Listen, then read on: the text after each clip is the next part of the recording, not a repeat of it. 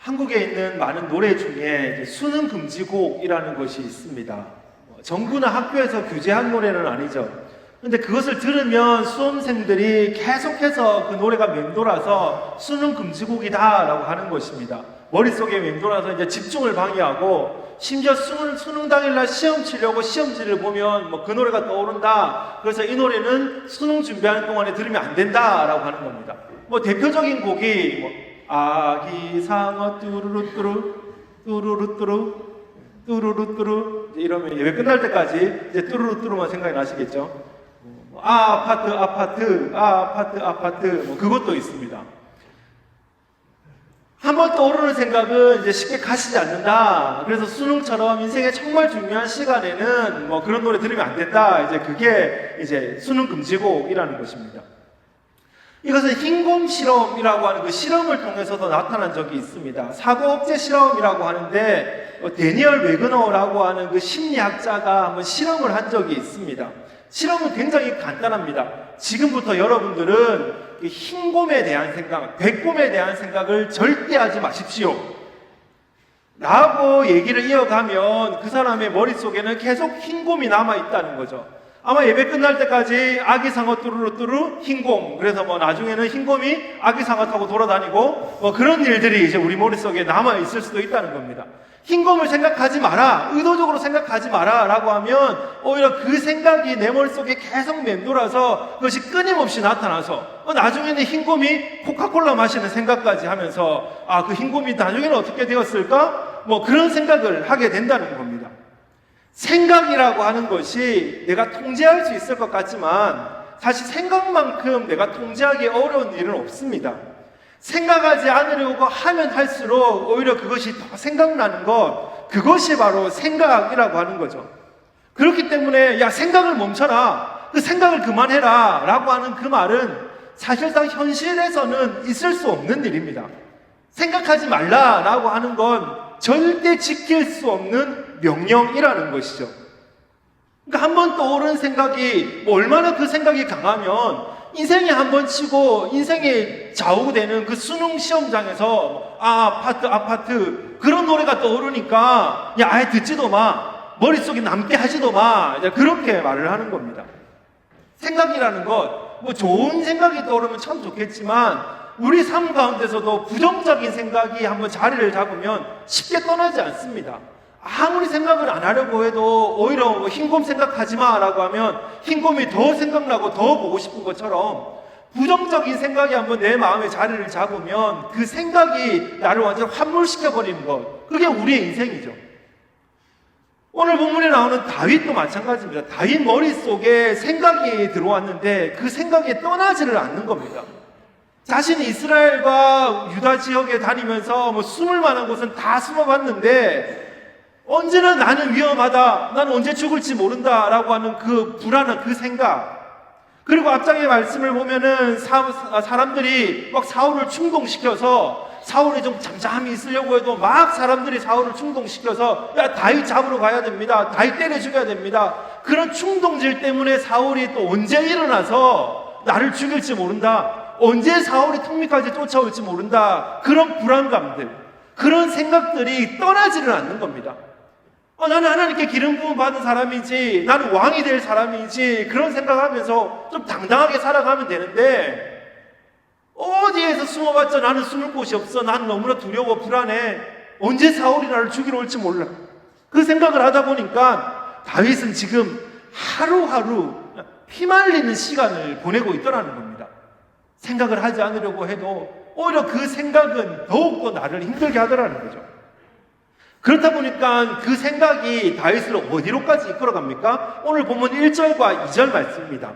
다윗이 그 마음에 생각하기를, 그 생각이 내가 후일에는 사울의 손에 잡히리니 블레셋 사람들의 땅으로 피하여 들어가는 것이 좋으리라, 사울이 이스라엘 온 영토 내에서 다시 나를 찾다가 단영하리니 내가 그의 손에서 벗어나리라 하고 다윗이 일어나 함께 있는 사람 600명과 더불어 가드왕 마옥의 아들 아기스에게로 건너가니라. 다윗에게 찾아온 그 부정적인 생각, 이렇게 있다가는 사울이 나를 죽여버리겠다, 어디에 숨어도 나는 숨을 곳이 없다라고 하는 그 부정적인 생각이 다윗을 어디로 끌고 갔습니까? 아기스 왕에게 끌고 왔습니다. 아기스가 누구죠? 21장에 말씀해 보면 다윗이 아기스에게 한번 갔었던 적이 있습니다. 그것은 블레셋입니다. 적군입니다. 적지입니다.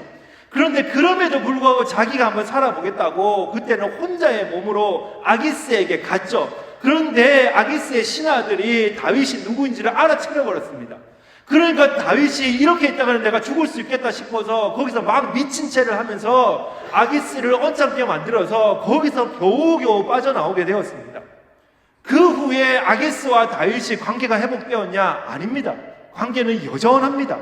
여전히 아기스의 신하들은 다윗을 적으로 생각하고 있고, 다윗은 지금 블레셋에 들어가는 것이 너무나 두려운, 블레셋은 여전히 이스라엘의 적지입니다.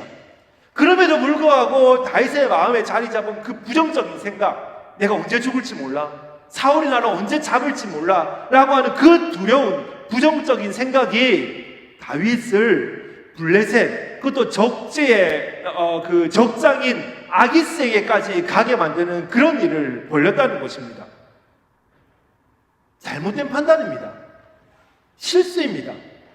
아무리 내가 뭐라고 얘기를 해도, 아무리 내가 어떻게 거기서 설득을 하려고 하고 어떻게 그 이유를 대려고 해도 실수입니다. 잘못된 일입니다. 다윗이 누구입니까? 다윗은 하나님께 부름받은 사람, 하나님께 기름 부음 받은 사람입니다. 그냥 시시한 사람이 아닙니다. 하나님께서 세우셔서 이스라엘의 왕이 되려고, 왕이 되게 세우신 사람입니다. 근데 우리가 이미 살펴보았지만 지난주에 사무엘이 죽는 모습, 그것을 통해서 다윗은 또 여러 사람의 고백들을 통해서 자타가 공인하는 그냥 왕으로 세워졌습니다. 물론 아직 사울이 왕으로 있지만 많은 사람들은 다윗이 왕이다라고 이미 생각을 하고 있습니다. 근데 그런 사람이 아기스에게 찾아갔다. 사울을 피해서 아기스에게 찾아갔다. 그리고 1년 4개월이나 거기서 봉신으로 생활한다. 그것은 잘못된 거죠. 실수입니다. 그것도 혼자 찾아간 것도 아니고 자신의 가족들을 다 데리고, 그리고 자신의 부하들 600명까지 데리고 망명을 간 겁니다. 누가 봐도 어떻게 생각을 해도 이거 잘못된 모습입니다. 큰 실수입니다. 하나님의 섭리와 상관없이, 하나님의 뜻과 상관없이 그냥 내 생명을 구걸하기 위해서, 그냥 내가 한번 살아보자 그 마음으로 그냥 그곳으로 간 것, 그것밖에 보이지 않습니다. 오늘 다윗은 너무나 큰 실수를 하고 있는 겁니다. 그런 오늘 말씀을 자세히 보면 다윗은 그렇게 실수한 그 장소에서 예상치 못했던 엄청난 일을 경험합니다. 상상할 수 없는 일을 경험하죠. 6절 말씀입니다. 아기스가 그날에 시글락을 그에게 주었으므로 시글락이 오늘까지 유다 왕에게 속하니라. 보스와 내가 일을 하는 사무실, 그리고 집주인과 우리 집, 이 두 가지의 공통점이 뭔지 아십니까? 멀면 멀수록 좋다는 겁니다. 사장님 아무리 좋고 집주인 아무리 좋아도 멀리 떨어져 있는 거, 그게 제일 좋습니다. 사장님이 나를 환영하니까 나를 입사시켜줬겠죠. 집주인이 우리 가족을 환영하니까 우리 가족이 그 집에서 살 수 있게 해줬습니다. 그러나 적당한 거리 유지가 되지 않으면 이것만큼 피곤한 일도 없습니다. 제가 더 말씀드리지 않아도 상상만으로 피곤하지 않습니까? 그래서 회사 가서 늘 하는 일이 뭡니까? 최대한 사장님 눈에 안 띄려고 고개 숙여 계시고 여기 사장님 오시는 냄새나 나면 저쪽으로 도망다니고, 그게 우리의 모습이죠. 상상만으로도 피곤합니다. 아기스는 다윗을 환영했습니다. 다윗과 아기스는 지금 마치 적과의 동침이지만, 그러나 겉으로는 적과의 동침이 아닌 평온한 상태에 있습니다. 처자식까지 다 데리고 다윗의 부하들까지 다 데려갔으니까 지금 아기스는 다윗이 아주 믿음직스럽습니다.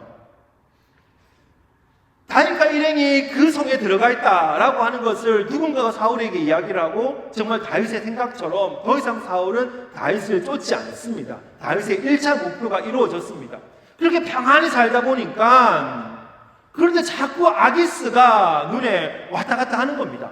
다윗이 볼 때 그래도 좀 아기스랑 떨어져 있고, 또 우리끼리 좀 밥도 좀 먹고 좀 우리끼리 뭐 좀 했으면 좋겠는데 자꾸 아기스가 같이 밥 먹자, 커피 한잔 하자, 뭐 화장실 가려고 나갔더니 복도에서 왔다 갔다 하고, 뭐 내가 나가서 산책 좀 하려고 하고 아내랑 데이트 좀 하려고 하니까 또 아기스가 어디서 나타나서, 야 너네 지금 데이트 하나 보다, 내가 커피 사줄게.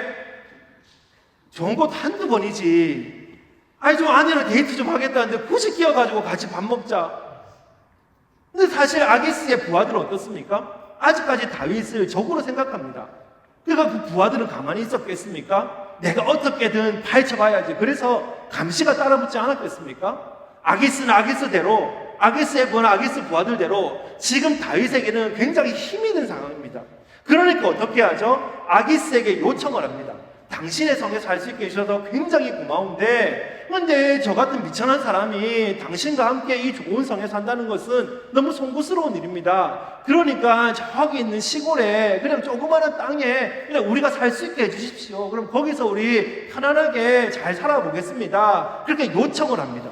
그러니까 아기스가 어떻게 합니까? 시글락이라고 하는 땅을 내어줍니다. 시글락이라고 하는 땅은 지금 가드에서 남서쪽으로 한 40km 정도 떨어져 있습니다. 그러니까 어느 정도 거리 유지가 되고, 어떤 학자들은 그 남쪽에 있는 왕들과 나라들과 블레셋이 전쟁을 벌일 때마다 아기스에게는 골칫거리였는데, 거기에다가 다윗과 그 부하들을 데려다 놓고 이제 전쟁을 할 수 있게 했다, 그렇게 해석을 하는 학자들도 있습니다. 근데 중요한 건 이것이 이렇게 시글락을 받은 것이 다윗에게는 좋다, 더 이상 이제 왕과 함께 하지 않아도 되니까 속편한 일이다, 그 정도라서 이 말씀이 중요한 구절이 되는 것은 아닙니다. 시글락이 지리적으로 중요해서 그런 것이 아니라 정말 중요한 사실은 따로 있습니다. 그것이 뭐냐면 시글락이라고 하는 땅은 원래 유다의 땅이었다는 겁니다. 여호수아를 보면 여호수아가 가나안 땅을 차지하고 난 뒤에 여호수아가 이 땅을 유다에게 주었습니다. 유다 지파에게 할당해 주었습니다. 그런데 이 땅이 언제 블레셋의 손에 넘어갔는지는 모르겠습니다. 그러나 중요한 건 어쨌든 유다 사람들이, 유다 지파가 그들의 땅을 쟁취하지 못했거나, 아니면 어느 순간 블레셋이 쳐들어와서 유다 땅을 뺏어갔거나, 어쨌든 유다 땅인데, 유다에 속해 있는 땅인데 지금은 블레셋 땅으로 바뀌어 있었던 땅이라는 겁니다. 그런데 무엇을 얘기합니까? 그렇게 블레셋 땅이 지금 쉽게 말해서 다윗이 손도 대지 않고 코를 푼 격으로 아무런 피를 흘리지 않고 그 유다의 땅을 회복하는 놀라운 일이 벌어졌다는 겁니다. 그래서 오늘 말씀 6절에 보면 뭐라고 얘기하죠? 시글락이 오늘까지 유다 왕에게 속하니라. 그 땅은 하나님께서 이스라엘에게 주신 땅입니다.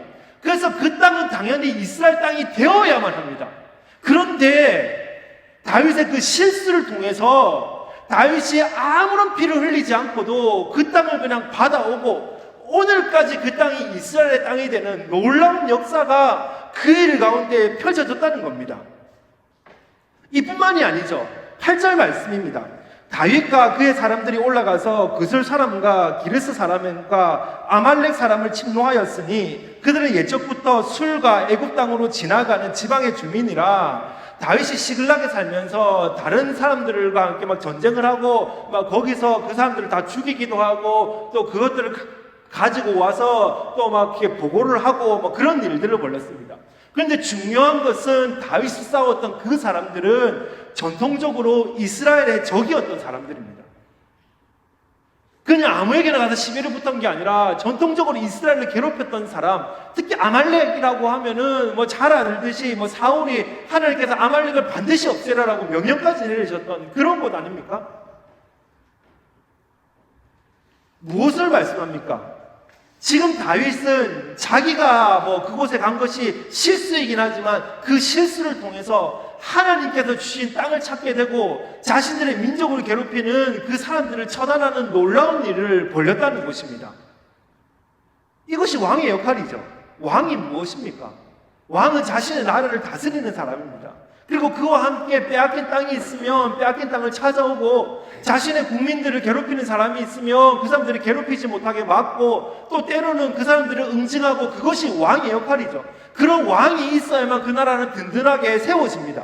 그런데 다윗은 지금 실수로 들어간 그 블레셋, 실수로 들어간 그곳에서 자신의 빼앗겼던 영토를 회복하고 자신들을 괴롭혔던 사람들을 처단하는 그런 놀라운 일, 그 하나님의 일, 하나님의 역사를 그 땅 가운데서 일으켜 나갔다라는 것입니다.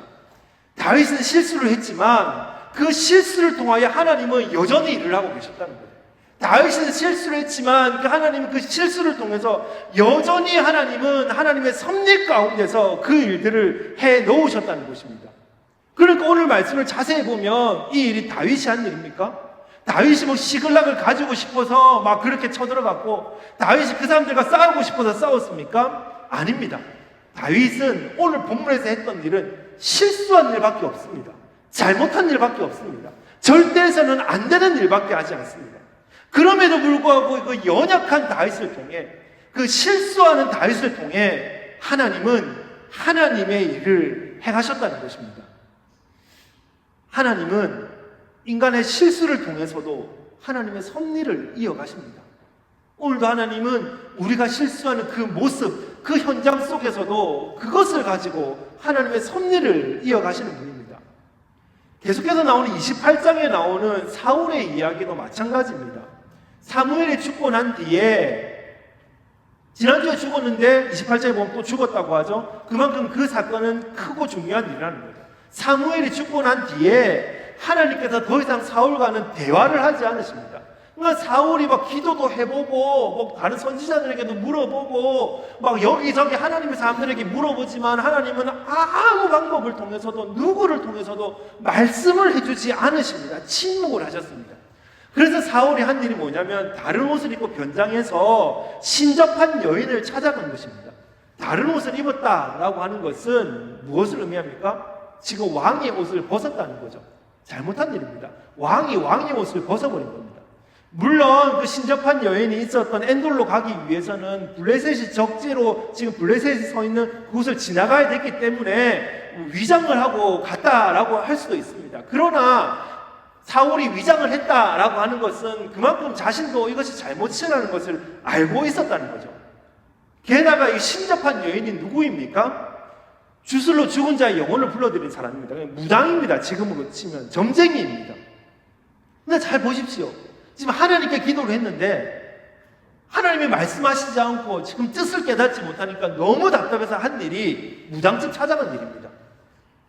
주일에 교회 와가지고 예배드리고 나는 하나님의 뜻대로 살겠습니다. 하나님의 방법대로 살겠습니다. 그렇게 막 기도하고 눈물 콧물 흘리고 돌아서가지고 하나님이 나에게 어떤 뜻을 주셨지? 오늘 나에게 이런 일인데 사업을 하려고 하는데 결혼을 하려고 하는데 학교를 가려고 하는데 유학을 가려고 하는데 내가 어디로 가야 되지? 그 궁금해서 점집으로 찾아가는, 무당집으로 찾아가는 지금 그런 일들이 사울도 벌리고 있더라는 것이죠. 굉장히 잘못된 일입니다. 해서는 안 되는 일입니다. 큰 실수입니다. 이렇게 신접한 여인을 찾아가서 사울이 요청한 것이 무엇입니까? 28장 11절 말씀입니다. 여인이 이르되 내가 누구를 내게로 불러올리려 하니 사울이 이르되 사무엘을 불러올리려 하는지라. 그 말을 하니까 여인이 이제 사무엘을 보게 됩니다. 이 일은 독특한 일입니다. 이미 사무엘이 죽었는데 사무엘이 살아서 돌아왔습니다. 사무엘은 좀비인가 보다. 오늘 가다가 나도 사무엘을 만날 수 있겠구나. 그건 아닙니다. 신학자들마다 이것을 해석을 할 때 너무 이해가 되지 않으니까 이건 귀신의 장난이다. 신접한 여인의 장난이다. 귀신이 씌어서 그렇다라고 해석을 하기도 하는데 사실 성경을 잘 보면 신접한 여인이 사무엘을 불러들인 건 아닙니다. 사울이 요청을 하니까 사무엘이 나타났습니다. 그러니까 이게 무슨 말이냐면 하나님께서 하나님의 뜻을 알려주시기 위해서 하나님의 특별한 방법으로 그냥 이 일을 행하신 겁니다. 그러니까 오늘 끝나고 나도 사무엘 한번 만났으면 좋겠다 하고 앞만 돌아다니셔도 주위에 오들오들 떨기만 하시지 사무엘 못 만납니다. 그냥 이것은 하나님께서 하나님의 특별한 방법으로 이 일을 알려주시려고 했습니다. 그런데 그 특별한 방법이 뭐냐? 그 하나님 뜻이 뭐냐라고 하면 다윗이 왕이 될 거다. 너는 죽게 될 거다. 그 이야기입니다. 그러니까 하나님의 뜻이 맞죠. 그러니까 이것이 다 귀신이 장난쳤다라고 볼 수는 없습니다. 그냥 하나님께서 하나님의 특별한 방법으로 이 일을 보여주신 겁니다. 무엇을 말씀하고 있습니까? 사울의 실수를 통해서도 하나님은 하나님의 뜻을 계속해서 이어나가셨다는 겁니다. 아무리 사울이 그 하나님의 뜻을 좀 바꿔보려고 죽은 사무엘도 불러보고 뭐 점집을 찾아가기도 하고 별의별 짓을 다 해봐도 하나님은 하나님의 뜻을 그대로 이어나가셨다는 거죠. 하나님은 오늘도 그 실수를 통해서도 하나님의 일을 해나가신다는 겁니다. 이러한 일들은 성경 곳곳에서도 나타나죠. 뭐 아브라함의 일도 마찬가지 아닙니까? 우리는 아브라함을 믿음의 조상이라고 부릅니다. 그런데 그 아브라함이 크게 실수한 일이 있습니다. 그것이 뭐죠? 자신의 아내를 그냥 누이라고 속인 겁니다. 뭐 얼마나 예뻤는지 모르겠는데 지금 살고 있던 곳에서 이제 이집트로 가려고 이제 작정을 하고 가뭄 때문에 우리는 이집트로 가야 되겠다라고 작정을 했는데 뭐 짐을 주섬주섬 싸다가 보니까 아내가 뭐 너무 예뻐 보였던 거죠. 그래가지고 이제 아내에게 야 우리 가가지고 괜히 이집트 가가지고 네 예뻐서 너 이렇게 누가 겁탈하려고 나 죽여버리면 나는 개죽음 아니냐. 그러니까 그냥 누나라고 하자. 알겠지? 뭐 보니까 누나라고 해도 대충 닮은 것 같은데 그냥 그렇게 하자. 그렇게 하고 이제 이집트로 갔습니다. 진짜 얼마나 예뻤는지 온 동네 소문이 나고 이집트 왕 바로의 친아들까지도 막 그 얘기들이 이제 가십거리가 되어가지고 아니 뭐 국무회의하려고 앉아있는 자리에서 그 얘기가 나왔던 것 같습니다. 그러니까 바로 왕이 그 이야기를 들었죠. 얼마나 궁금하겠습니까? 아 누가 왔는데 그래 예쁘단다 아내가 아내가 아니고 누나가 내가 아브라함에게 잘 보여가지고 좀 금 좀 지어주고 그럼 그 아내랑 그 여자랑 결혼을 해야 되겠다 이제 그 생각을 했겠죠. 바로는 아무런 잘못이 없습니다. 정말 그래서 바로가 그 아내를 데리고 갔습니다. 그런데 하나님께서 어떻게 하셨습니까? 막으셨습니다. 재앙을 내리셨습니다. 아브라함이 큰 실수를 한 거죠. 비겁한 모습입니다. 남자 중에 아마 가장 찌질한 남자가 제 생각에는 아브라함인 것 같습니다. 그럼에도 불구하고 그 찌질한 모습을 통해서 하나님은 하나님의 일을 해나가십니다. 그런데 중요한 건 이 일이 한 번만 아닙니다. 이 우리 집에서 남편들에게 알아서 좀 빨래 좀 개십시오. 뭐 알아서 쓰레기 좀 버리십시오. 한 번 얘기했는데 내일 돼서 또 안 들으면 이 아브라함 모습을 보시면서 남자들의 습성이 그런 거구나. 그냥 그렇게 생각하시면 될 것 같습니다. 아브라함이 한번 그냥 아내를 누이라고 해가지고 그 큰 곤욕을 치렀는데 몇 장 지나지 않아서 20장에 가서 또 한 번 그 짓을 합니다. 또 한 번 가가지고 괜히 내가 죽겠다 싶으니까 또 누이라고 속이고 또 아내를 데리고 가는데 거기서 계속 눈물이나 흘리고서 있는 그게 아브라함의 모습이죠. 그런데 하나님께서 또 막으셨습니다. 근데 중요한 건 막으시고 다시 회복시켜 주셨다. 그것이 끝이 아닙니다. 어떤 일이 있었습니까? 아브라함의 이런 실수를 통해서 아브라함은 많은 부를 축적하게 됩니다. 바로 왕으로부터 야 내가 잘못했어 데려가 라고 하면서 많은 종과 뭐 양과 송아지를 받게 되고 또 아비멜렉으로부터도 또 똑같이 더 많은 것들을 받게 됩니다. 하나님은 그 아브라함의 그 실수를 통해서 아브라함이 하나님의 사람이라는 것들을 확실히 알게 하시고 더 많은 것들을 누릴 수 있게 해주셨다는 것입니다. 이것이 하나님의 일하심입니다. 이것이 하나님의 방법입니다. 하나님은 인간의 실수를 통해서도 하나님의 뜻을 이어가십니다. 오늘도 하나님은 나의 실수를 통해서도 하나님은 하나님의 일을 해나가십니다. 그러므로 그 가운데 살아가는 우리들이 해야 할 일은 하나님의 손에 붙들려 사는 일입니다. 오늘도 연약한 나의 삶, 오늘도 연약한 우리의 삶을 통해서 하나님이 일을 해나가신다면 오늘도 우리가 해야 될 일은 하나님의 손에 붙들려 있는 것입니다. 하나님의 손에 붙들려서 최선의 삶을 살아가는 것, 그것이 우리가 해야 될 일입니다. 우리 교회 홈페이지가 개편이 되고 언제나 누구든지 좀 우리 교회에 이야기를 하고 싶으신 분이 있으면 이야기를 할 수 있도록 이 작은 링크를 달아두었습니다. 그 링크를 만들어 놓고 몇 달이 지나도 아무도 연락이 없어서 잘 되나 싶어서 한 번씩 제가 그 링크에다가 테스트라고 해서 넣어보고 그렇게 몇 달이 흘렀습니다. 그런데 지난주에 메일이 한 통이 왔습니다. 우니클리닉에 계신 한 의사 선생님이셨는데 70세가 넘으신 고령의 환자가 들어왔습니다. 이제 한국인입니다. 1980년대에 독일로 오셔가지고 거기서 광부로 생활하시다가 오신 지 얼마 안 돼서 그냥 1980년대에 사고를 당하셨답니다. 그 사고를 당하고 그 뒤로 이제 그냥 숨어서 그렇게 그냥 혼자 조용히 사셨던 분입니다. 여러 가지 사정에 의해서 아내도 아이들도 다 잃어버리고 이제 혼자 살아 계셨던 분이죠. 병세가 악화되어서 병원을 몇 번 이렇게 들락날락 하셨는데 또 이번에 병원에 오시게 된 겁니다. 그런데 이 의사가 만났는데 이분과 소통이 제대로 되지 않으니까 이제 뭔가 치료가 제대로 이루어지지 않는 겁니다. 한국말도 하시고 독일어도 하십니다. 그런데 그럼에도 불구하고 그분이 외롭게 사시고 떨어져서 사시다 보니까 아마 자신이 해야 될 얘기들을 정확하게 독일어로 표현을 안 하시고 또 의사는 답답한데 한국말도 못하니까 그렇게 주저주저 하면서 어떻게 해서든지 좀 이분을 도와주고 싶은데 이제 그 마음이 간절하셨던 것 같습니다. 그래서 이 사람이 한국 사람이고 또 외로움을 겪고 있으니까 그래 한국인 누군가가 와가지고 좀 말벗이 되어주면 한국 음식이라도 한번 먹게 해주면 이 사람이 좀 마음을 열 텐데 그러면 좀 치료가 잘 될 텐데 그 생각이 들어서 아마 검색을 하셔서 저희 교회에 그런 링크가 있으니까 거기로 이제 편지를 보내신 겁니다. 쉽게 말해서 이런 분이 있고 이분이 또 자기가 개신교인이라고 하는데 너희 중에 누구든지 와가지고 한 번만 그분을 좀 만나줄 수 없겠냐 그렇게 요청이 온 겁니다.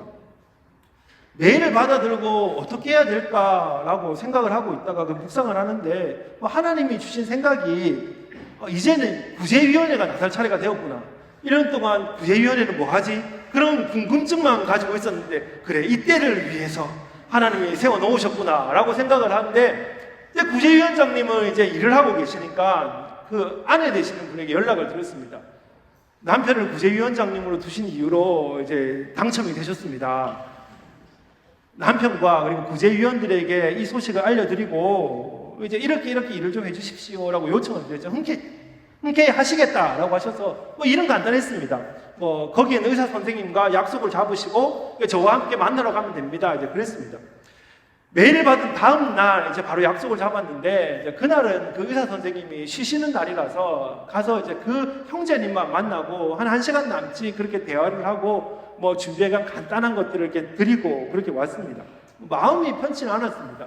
소통을 했지만 사실은 소통을 했다기보다는 그냥 조금 정보를 아는 정도인데 그 정보조차도 의사 선생님이 원하는 정보도 아니고 또 우리가 어떻게 해야 될지도 모르는 그런 막막한 가운데 그런 정보들을 받게 되었습니다. 그리고 다시 의사 선생님과 연락을 주고받고 이제 다시 터미널을 잡아서 지난 금요일에 저희 교회에서는 저를 포함하면 3분이 가시고 거기에서는 그 의사 선생님과 또 다른 의사 선생님 한 분 그리고 형제님 그렇게 이제 자리를 만들게 되었습니다.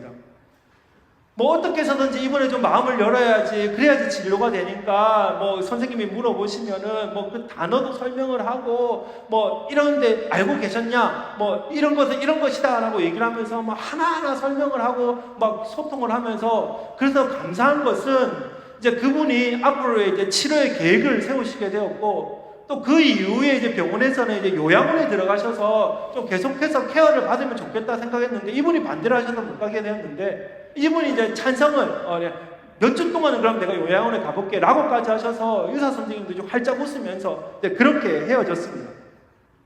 그렇게 한 2시간 남짓 그분과 시간을 보내고 이제 각자 갈 길로 가고 저는 교회로 와서 이제 말씀 준비를 하려고 하는데 참 감사했습니다. 제가 그분을 도와드렸다 그래서 감사한 것이 아니라 이 일을 통해서 우리를 향하신 하나님의 뜻을 다시 한번 생각해 보게 되고 또 이 일을 통해서 그래 우리가 나가고 있는 길이 틀린 게 아니구나라는 것을 좀 확인할 수 있어서 참 감사하다라고 하는 생각이 들었습니다. 저는 오랫동안 담임 목회를 준비하고 목회 철학을 나름대로 가지고 있다고 생각을 하고 또 아인이라고 하는 곳을 오면서 나름대로 그림을 그리고 와서 이렇게 저렇게 사역을 하면서 오늘까지 나아오고 있습니다.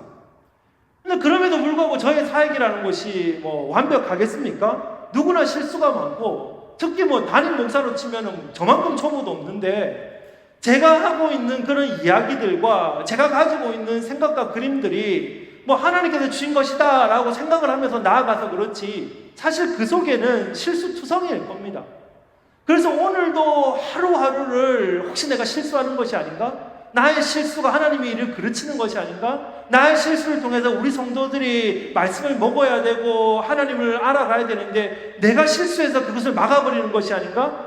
그 조심스러운 그 마음을 가지고 한 가지 일을 해 나가고 있습니다. 제가 장담하지만 다른 건 다 장담 못해도 이것 하나 장담하지만 앞으로도 저는 실수할 겁니다. 얘기했으니까 저 사람 대놓고 실수하려나 보다 싶겠지만 그게 아니라 저는 완벽하지 않기 때문에, 인간이기 때문에 실수할 수밖에 없습니다. 우리 공동체도 마찬가지 아닙니까? 지난 45년 동안 이렇게 오면서 하나님의 은혜로 우리는 한 번도 갈라진 적이 없고 우리는 변함없이 매주 예배를 드렸지만 우리는 실수가 많은 사람들입니다.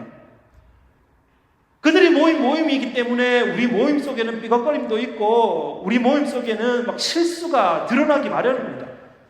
예수 그리스도의 향기는 열방으로 나아가야지만 그것이 더 진하게 남는다. 막 구호처럼 외치면서 나가자 하지만 정작 우리가 나가는 건 저기 있는 저 마당까지, 거기까지 우리는 가지 더 이상을 나가는 것이 너무나 두렵고 너무나 어렵습니다. 마음이 있는 분이 나라도 가보겠습니다. 저도 뭐 나라도 가봐야지 그 생각을 하지만 아직까지 쭈삣거리고 있는 거, 그게 우리들의 모습입니다. 그 쭈삣거림을 통해서 때로는 우리는 그 실수라는 것들을 하게 되고 그 쭈삣거림을 통해서 때로는 복음을 들어야 되는 사람들이 복음을 듣지 못하는 그 시간을 놓쳐버리는 일들이 우리 가운데 나타나는 거죠. 그러나 중요한 건 무엇입니까? 그런 상황 속에서 우리의 실수가 있지만 그럼에도 불구하고 하나님은 우리가 나가지 못하니까 우리에게 요청이 오게 하셔서 억지로 우리를 잡아 끌어내셔서 울타리를 넘어가게 만드시는 분, 그분이 바로 우리의 하나님이시라는 겁니다. 나는 하지 못하지만, 우리 공동체는 하지 못하지만 하나님은 하나님의 방법으로 하나님의 때에 하나님의 시간에 우리가 나갈 수 있도록, 울타리를 넘어설 수 있도록 우리를 이끌어 주신 분, 그분이 바로 우리 하나님이시라는 거예요.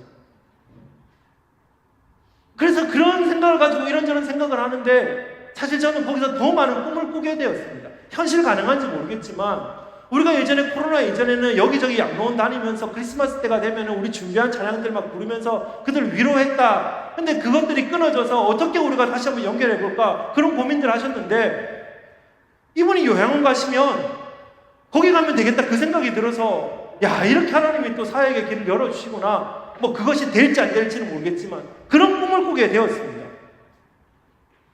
하나님은 우리의 실수와 상관없이, 하나님은 우리의 실패와 상관없이 우리를 통해 하시고자 하시는 그 꿈들을 오늘도 이루어 나가십니다. 우리의 연약함과 상관없이 하나님은 그 우리의 연약함마저, 우리의 실수마저, 우리의 쭈뼛거리는 그 모습마저 하나님은 귀하게 사용하십니다. 실수해도 괜찮습니다. 연약해도 괜찮습니다. 쭈뼛거려도 괜찮습니다.